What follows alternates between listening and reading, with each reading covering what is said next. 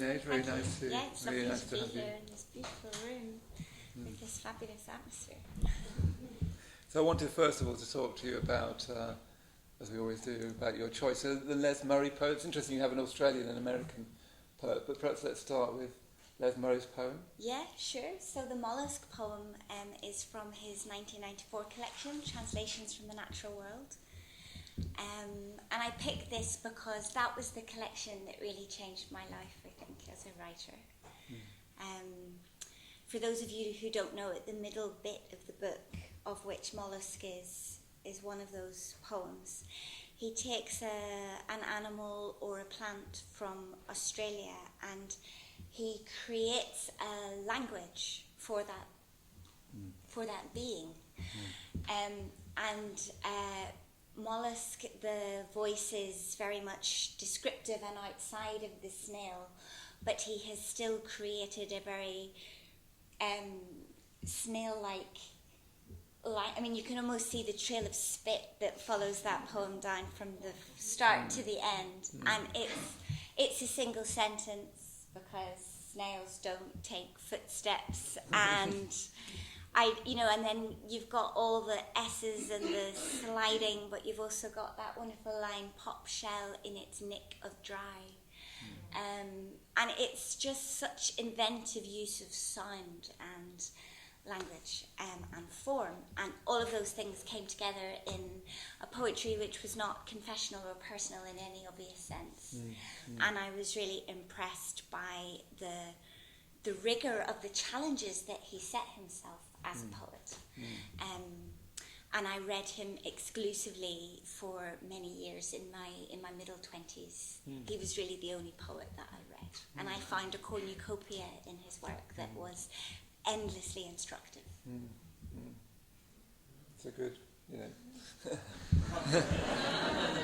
mean, it's also his diction is incredible, isn't it? Yeah. And his whole range as a poet, and what incredible range. Yeah, so much, and just the ambition for language. I was very impressed. And the Robert Pinsky, I don't know Robert Pinsky's work at all, so it's a bit new to me. American poet. American poet. He was poet laureate for a long time and was a great popularizer of poetry in the States. And I love that poem, I think, because of all of its confusion. And one of the final words is and that was you, this bright confusion. And it's about a child verging on the state of being lingual.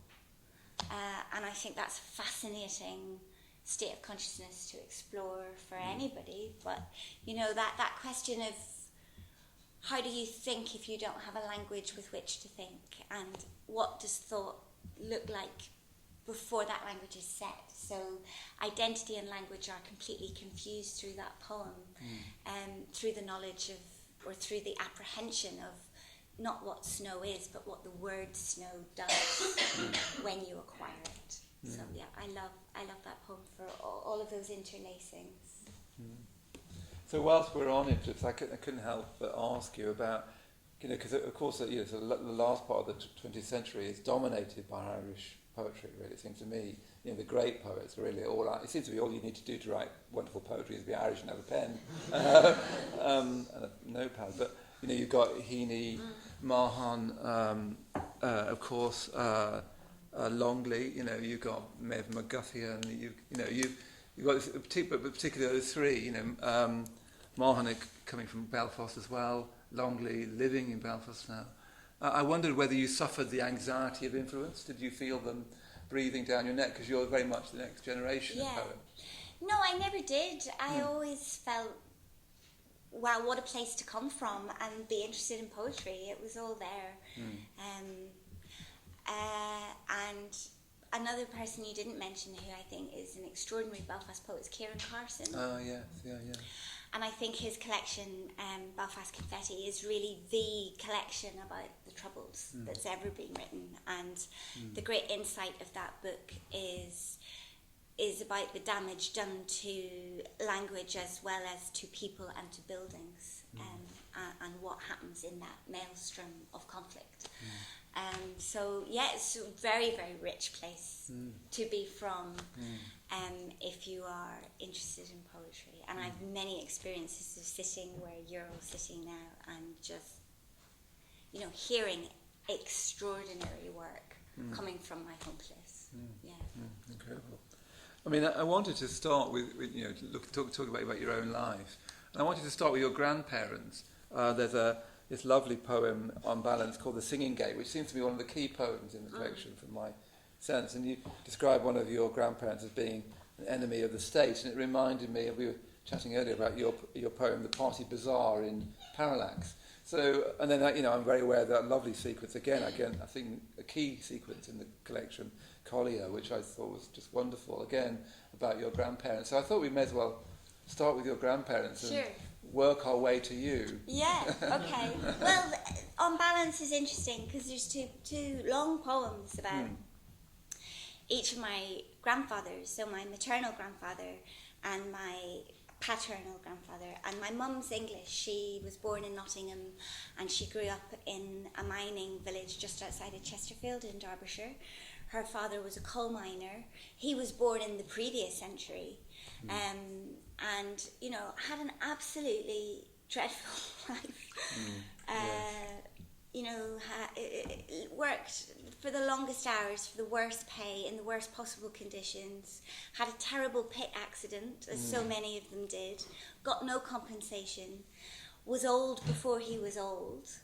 And I was never destined to meet him because he was you know, his lungs were diseased and he was going to die an early death. So my mother and I visited Ypres a couple of years ago, and we went to see the grave of my grandfather's brother, who had avoided the fate of the coal mines by enlisting in the First World War to be a soldier, and survived 4 years, but was killed in the Spring Offensive in Ypres in April 1918. So nobody in the family had ever had the money to visit the grave.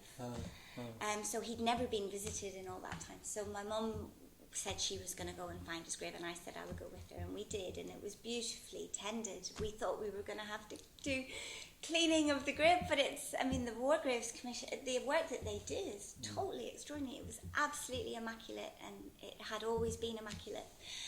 But during this trip, I got my mum to tell me about her dad and everything she could remember about him.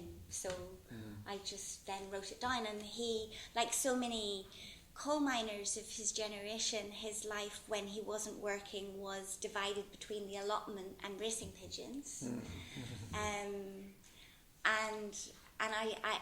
That poem is trying to pay homage to this man who I never met and who had such a hard existence. I mean, I really say get the collection just for that sequence. It's a lovely sequence, Colin. And your other grandfather? And then my paternal grandfather, my Belfast grandfather, he was born in 1921, so several decades after my English grandfather was born. But he was born in the year of partition, so the year that Ireland was divided into Northern Ireland and Southern Ireland after the War of Independence. And he was born into a Catholic family in the Markets area of Belfast, into complete abject poverty. And when he was 16, he wore an Easter Lily badge to show solidarity with the Irish rebels from 1916. And it was against the law in Northern Ireland to wear an Easter Lily pin at Easter time, so Belfast policemen asked him to remove the Easter Lily pin, which he refused to do. He was 16 and very idealistic, so he got sent to prison for 3 months because he refused to remove his Easter Lily pin. And that meant that when the Second World War rolled around, there was a widespread policy of interning anyone that the British state suspected of IRA sympathies, and he had a criminal record connected to IRA allegiance. So he was interned for the 5 years of the he was rounded up in 1940, but he was interned then until 1945. And he was interned on a prison ship initially on Strangford Lough, which was a British battleship, and underneath had been segregated into various cells divided by barbed wire. And then when the bombing started, the Americans had to petition the British to get the men off the ship because they were a sitting target, and if the ship had been hit, none of them would have got out or survived. So he then spent the remainder of the war in various land prisons, mostly Crumlin Road Jail in North Belfast. And ironically, by locking him up and feeding him and giving him access to books, they created a much bigger problem than they ever had.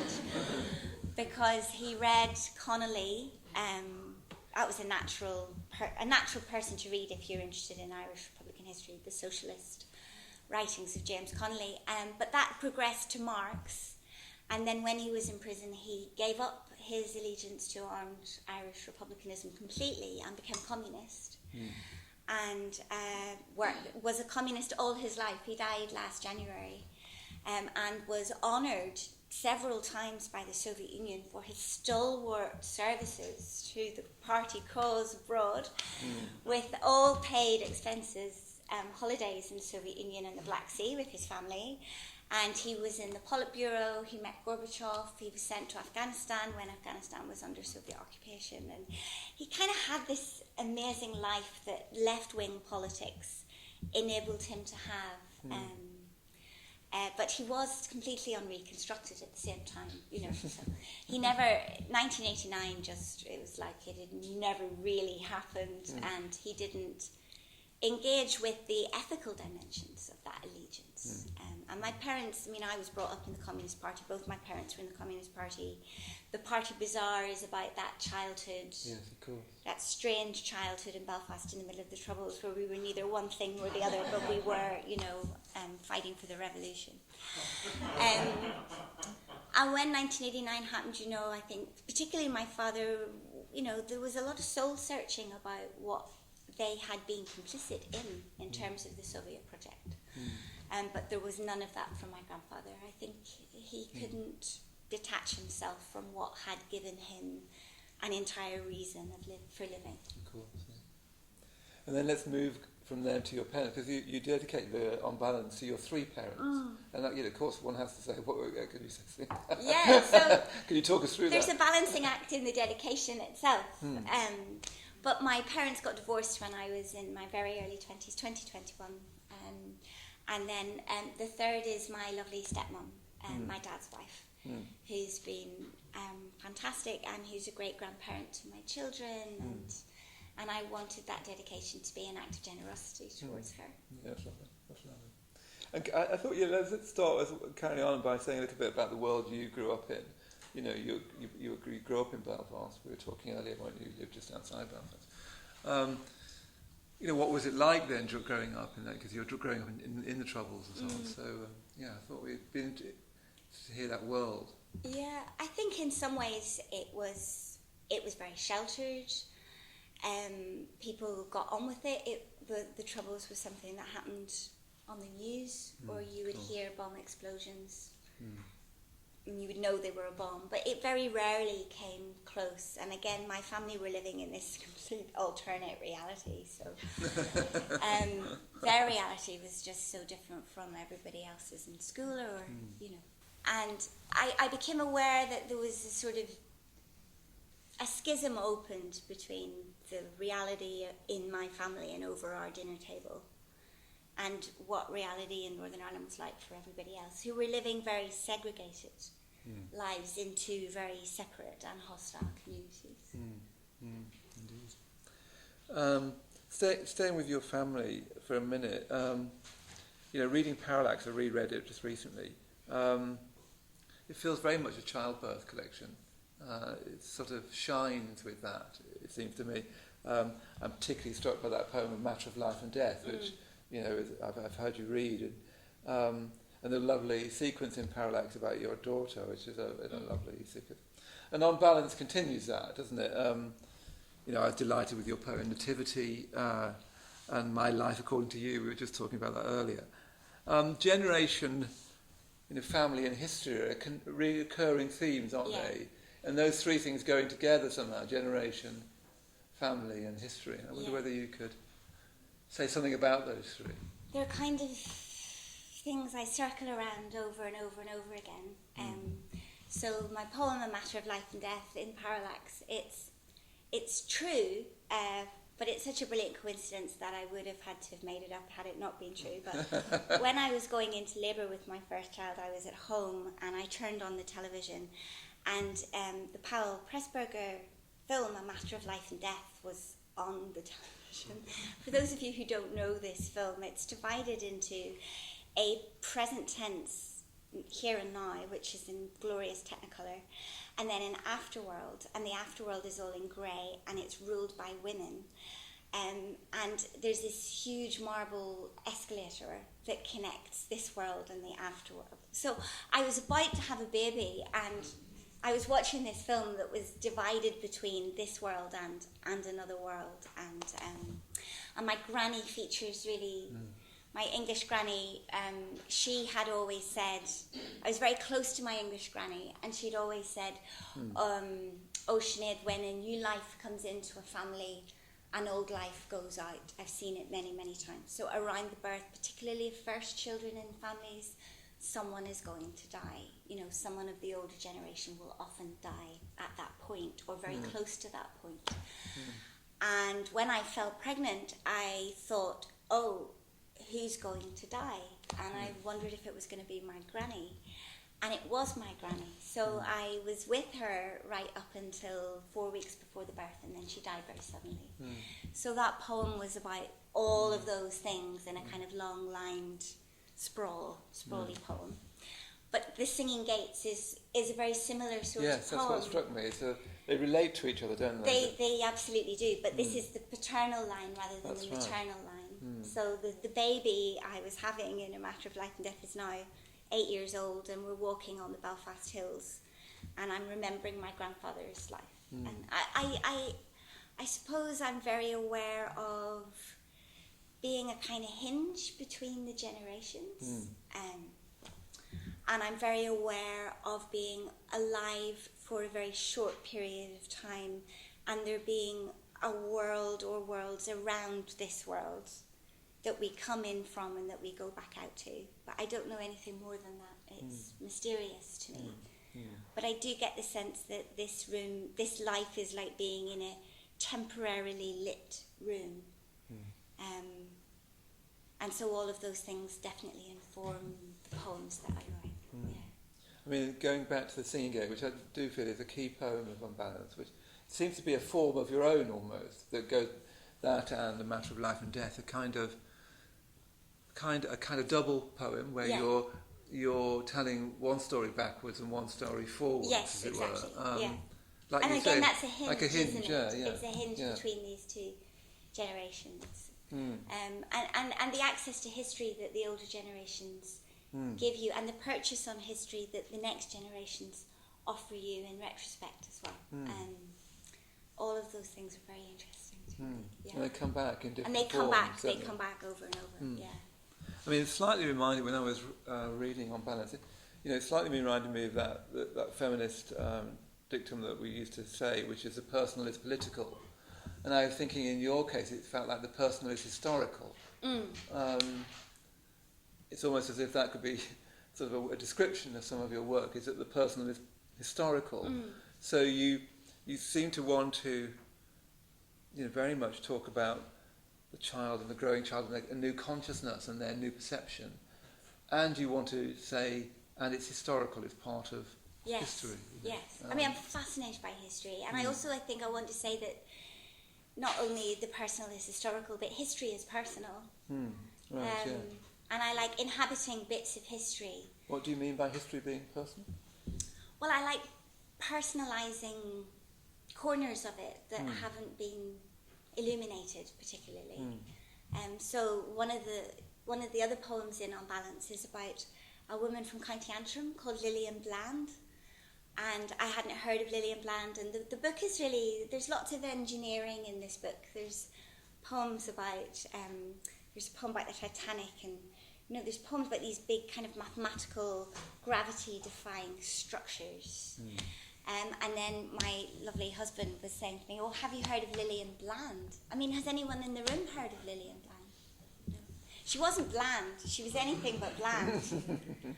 But when Louis Blériot crossed the Channel in his plane in 1909, there was a £1,000 bet on from the Daily Mail that whoever could cross the Channel, they'd give £1,000 in the plane that they built. And Louis Blériot did it and claimed his £1,000. And Lillian Bland was in Carnmoney in Northern Ireland, and she was completely struck by powered flight. And she wrote Louis Blériot a letter, and she said, the next time you go up in your aeroplane, can you take me with you as your passenger? And he said, of course not, you're a woman. So her response to that was to design, build and fly her own plane. Which she did, and she did it, and she flew it off the mountain. It's not a mountain; it's a little hill, but it's at the end of my road. It's just there, and I mean, even in Belfast, people haven't heard of Lillian Bland, and I have a sequence for her, and I try and go into the experience for her of doing that and of building this plane. She called her plane the Mayfly because she said it may fly or it may not fly. And she was kind of brilliant, tireless self-publicist. She would wear mechanics overalls and Donegal caps and smoke. You know, there's this picture of her flying her plane, smoking, dressed up like a man. She was just awesome. I just fell in love with Lillian Bland. But again, nobody's heard of Lillian Bland, so I want to illuminate that and make it personal. I mean, that does a sense that I was having reading it, is that there's a sense in which you want to put things back together again. You manage almost to put the Titanic back together at the start. Yes. You put Napoleon's horse back together again. Yes, that's very interesting. I hadn't thought that. Yeah. It's like you want to bring things back and keep them and remember them in the poems. Yeah, but the self-consciousness all the time of doing that is that that's impossible. So there's a deep sense of irony in both putting the Titanic back together, which is where I start, really, is putting the Titanic back together. And I found out that articulation has two meanings. I'm sure everybody in the room knows this, but I didn't know this. Articulation is both to put thoughts into words, into speech, but it is also to reassemble bones back into a skeleton. And I found out that Napoleon's horse, Marengo, is on display in the National Army Museum in Chelsea. They've reconstructed his bones. He was captured after the Battle of Waterloo and taken to England as a battle trophy, and he later died. But he had this incredible afterlife as this vibrant part of the Napoleonic myth. Everybody was fascinated with Marengo, particularly in Ireland, and he turned up as a character in lots of plays all through the 19th century in Ireland. You know, like travelling theatre companies would feature Marengo, and Marengo would come on. So I was just fascinated by, why would you put the bones of a dead horse on display in the National Army Museum? Why would you go and see that? I mean, what would that possibly tell you about anything? And it's all hopeless, you know. It's a hopeless act of putting together, but it's something that I think there is still value in trying to do. And part of that, for me, there's a haunting in the collection and in Parallax and through the square window. A sort of, I feel they're haunted by war. You know, you start with this wonderful poem about the Titanic with this word equilibrium, extremely scary word, given what happens next. You know, so it's this wonderful poem where it's all right. It's sort of the tension of the poem is yes, but it's all right, and you know that everything from then is not all right. No, that's right. It's a moment. It's a moment because the Titanic's launch in 1911, they put the outer structure together, but before they put any of the fantastically luxurious interior together, or the engine rooms or the funnels, they did all that later. But they launched the structure into the waters of Belfast Lough, and it was by hydraulic lever, and it was flawless. It took 62 seconds, and it went without a hitch. And so my opening poem is about that, but it's completely overshadowed by what we all know happened next. And I thought that was very emblematic of the collection of what we know happens next, if you see what I mean. So Napoleon's horse, there's a sort of irony of the skeleton, but we also know of the devastation that's behind it. Your grandfather's experience, your granduncle's experience in the war, and that seems to sort of haunt the poems. Yeah. And I wondered, did that relate to you somewhere with a subliminal experience of the Troubles as well being taken more into your own life? Maybe, I don't know is the answer. I've never thought it through in terms of the Troubles. But I don't even think you need to connect it to the Troubles. I think we live in the crucible of history. I mean, we live in the crucible of history painfully now. And I feel drawn to interrogate that as a rich investigation of what it is to be alive. Indeed, yeah. So, and On Balance is your 6th collection, isn't it? When did you start writing poetry? I started very young. My dad was at the dining table one night and started to say, apropos of nothing, once upon a midnight dreary, while I pondered weak and weary over many quaint and curious volumes of forgotten lore, while I nodded, nearly napping, suddenly there came a tapping, as of someone gently. On he went for about 2 stanzas, and then he stopped. He didn't know anymore.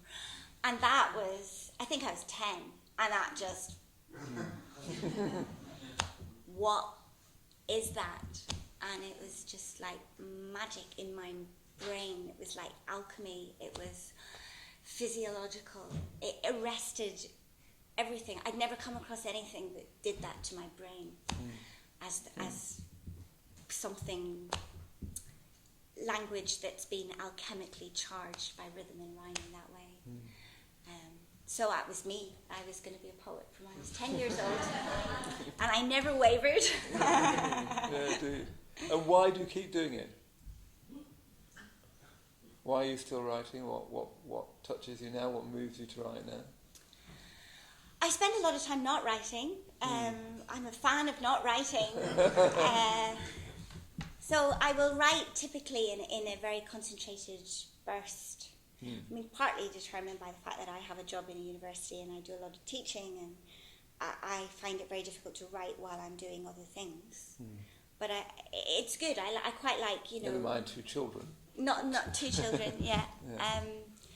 And so a lot will get pent up in not writing. So I won't write for maybe 2 or 3 years, like nothing. But it's like being in a pressure cooker for that. So I think it's a very active thing not to write. I think it percolates and you get this intensification of the ideas, even though you're not even consciously thinking about it. And then I'll sit down to write, and it will happen very, very quickly. The poems are work, I work at it, but I will write a book in about 4 months. And then I won't write again for 2 or 3 years. And I think the thing that makes me keep going is, On Balance came as a whole thing into my head.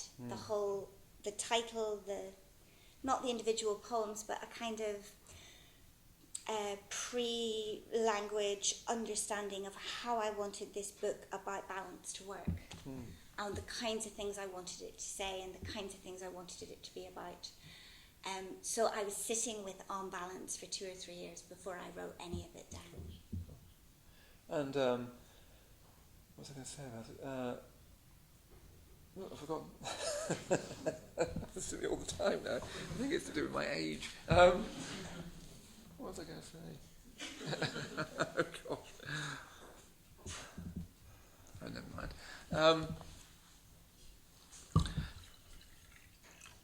I'll just pause for a moment and collect my mind. So I probably can't get it back. Yes, that's right, that's what I was going to say. Just a question of waiting long enough. Sorry about that. We can edit that out of the film. The other thing that's been striking me, rereading the collections, is your concern with form. I mean, one of the first things you notice looking at On Balance particularly, actually, is the wide variety of forms and the idiosyncratic forms. They're both formal, but not in a particularly traditional way. They're kind of your forms. There's this form, poem that goes the other way and crosses the page. But every poem, like the Nativity, which I love that poem, and then this lovely poem, My Life According to You, has its own with these little bits of has its own little form. Yeah. How do you I can never come up with a form like that. How do you come up with these?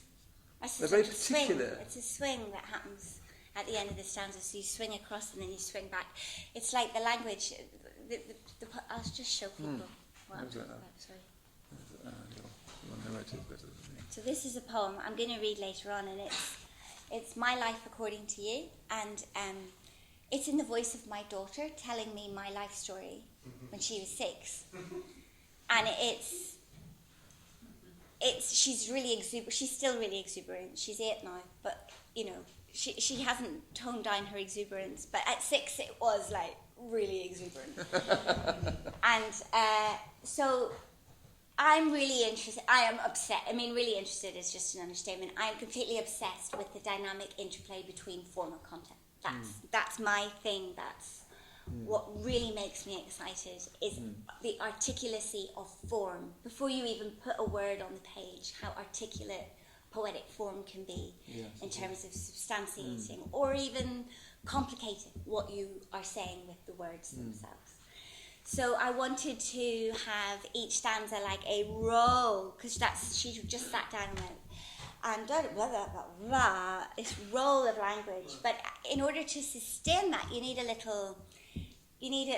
to kind of go round and swing round a corner and come back and start again. Oh yes, I see. Like a ball going round a court. So I have these little hooks to spin off each stanza that she can then. It's almost like the place where she catches her breath and gets ready for the next roll of language in the next stanza. So things like that. I'm just like really nerdy about poetic form. I'm like really interested in it. And I have 3 poems about the Beatles in this book. And I'm not that interested in the Beatles music, but I'm really interested in what happened to the Beatles as a story. And how things had got so far out of control so early on for them. And so their first single was released, I think, October 1962, and then they're on tour in America in 1964. And they are, their lives are in danger on that American tour. They go out a wrong exit at one point, and the car just gets mobbed by these women in Dionysian frenzy who are trying to get them. They're trying to tear the car apart to get at the Beatles. And they were terrified. And at the end of that tour, they had to escape in disguise because they were too vulnerable. And so I have the second bit of a poem by the Beatles. But I think they couldn't hear either, so there was so much screaming in the audience, and their sound system was so primitive that when they were playing on those massive American stadiums, they couldn't hear each other. So they were such consummate musicians, they did their thing, but they couldn't hear it in relation to the rest of the band, and it's ultimately why they stopped touring, because they became bad musicians. But that sense of becoming completely alienated from yourself and from each other, and being kind of the catalyst for this thing that you don't understand. And it's not about you anymore, it's about a version of you that these people need for their own reasons of release. Anyway, so I have a whole gap that runs really awkwardly down the middle of a poem. You have to keep jumping across to get the next sense of the phrase, because I just wanted to formally embody this chasm opening up between who they had been just a few months before and where they were now. But also it strikes me that poem is about the generation gap. It is about the generation gap. It starts with this wonderful crack that opens up in Nottingham, which splits one generation completely from the next. Exactly. Yeah. That's exactly what it is. So you get this formal way of showing that and living through that. That kind of thing really excites me. I think it is quite particular to you, I think, because it's formal, but not in the way, not in the historical sense in a way. It's based in that, but it's finding forms to speak, isn't it? Finding forms to speak. And like, I think to go back to Les Murray, I think that's what he taught me in that collection, Translations from the Natural World, that form can be a bespoke thing for a poem. Yeah. Of course. And then I want to sort of conclude, but you were saying, why are you still writing? What is writing doing for you now? You're writing bursts, you were saying. I mean, I always want to say, well, why should we be reading poetry?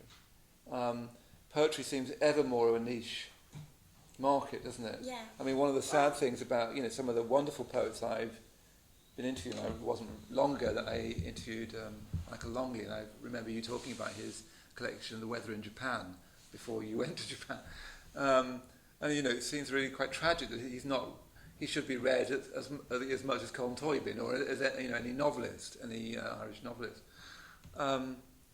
It seems to me one of the great tragedies of poetry that's lost a lot of its audience. So, what would you say is, for us, the reason to read poetry? I think it is a space which honours complexity. And I think that's the reason to read it.